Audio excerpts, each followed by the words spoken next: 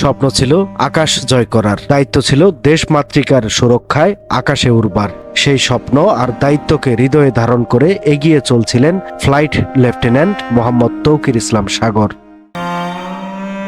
কিন্তু ঝলঝল করতে না করতেই নিভে গেল তারাটি। নিয়মিত প্রশিক্ষণ চলাকালে দুর্ঘটনায় প্রাণ হারালেন দেশের এই প্রতিশ্রুতিশীল পাইলট। রেখে গেলেন অগণিত মানুষের ভালোবাসা, গর্ব এবং শূন্যতার দীর্ঘশ্বাস।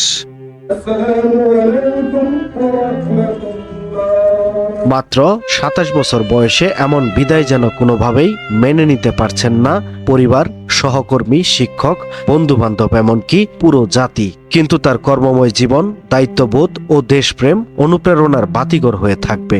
তার শিক্ষা জীবন, সামরিক প্রশিক্ষণ ও কর্মজীবনের প্রতিটি অধ্যায় ছিল সাফল্যে ভরপুর, যা ভবিষ্যৎ প্রজন্মের জন্য এক অনুকরণীয় দৃষ্টান্ত হয়ে থাকবে।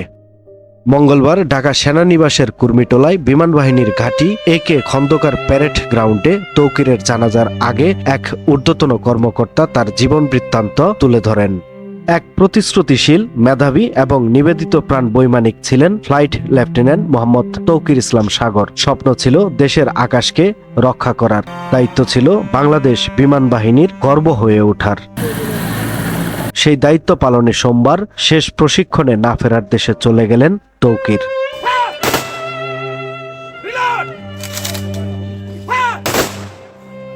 তৌকির ইসলাম সাগর ১৯৯৭ সালের ৯ নভেম্বর রাজশাহী জেলার বোয়ালিয়া থানার চৌপুরা ছয়ঘাটি গ্রামে এক সম্ভ্রান্ত মুসলিম পরিবারে জন্মগ্রহণ করেন। তার পিতা মোহাম্মদ তহুরুল ইসলাম একজন প্রতিষ্ঠিত ব্যবসায়ী এবং চাঁপাইনবাবগঞ্জ চেম্বার অব কমার্সের সদস্য।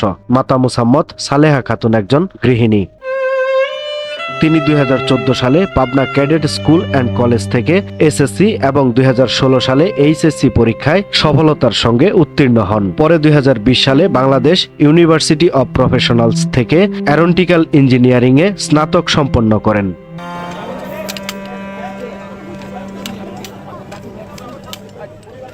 তৌকির ২০১৬ সালের ২২ ডিসেম্বর বাংলাদেশ বিমান বাহিনীতে যোগ দেন। কঠোর পরিশ্রম ও নিষ্ঠার সঙ্গে প্রশিক্ষণ শেষে ২০১৯ সালের ১ ডিসেম্বর তিনি জেনারেল ডিউটি পাইলট শাখায় কমিশন লাভ করেন। এরপর তিনি ১৫ নম্বর স্কোয়াড্রনের পাইলট, ৩৫ নম্বর স্কোয়াড্রনের স্কোয়াড্রন পাইলট এবং অ্যাডজেন্ট হিসেবে দায়িত্ব পালন করেন।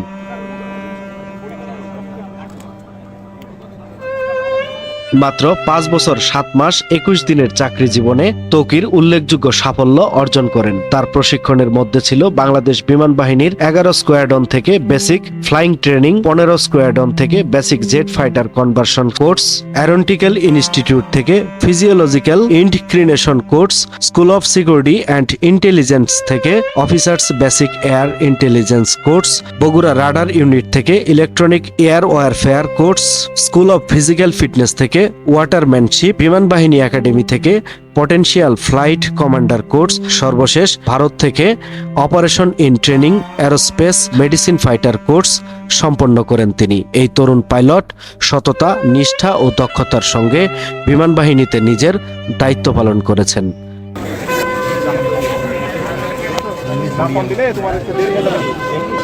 দেশপ্রেম, পেশাদারিত্ব এবং মানবিক গুণাবলীর জন্য সহকর্মী ও সিনিয়রদের প্রশংসা কুড়িয়েছেন অনেক।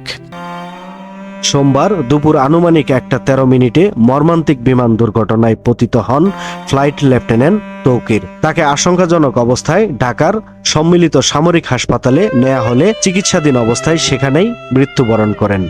মৃত্যুকালে তার বয়স হয়েছিল ২৭ বছর ৮ মাস ১৩ দিন। ২২ জুলাই রাজশাহী মুক্তিযুদ্ধ স্মৃতি স্টেডিয়ামে হাজারো মানুষের উপস্থিতিতে চিরনিদ্রায় শায়িত হন তিনি। সেনাবাহিনী, পুলিশ, প্রশাসন, রাজনৈতিক ও সামাজিক সংগঠনের প্রতিনিধিদের অংশগ্রহণে এক আবেগঘন পরিবেশে তাকে রাষ্ট্রীয় মর্যাদায় দাফন করা হয় রাজশাহীর চৌপুরা গোরস্থানে। সময়ের কলম, নিউজ ডেস্ক।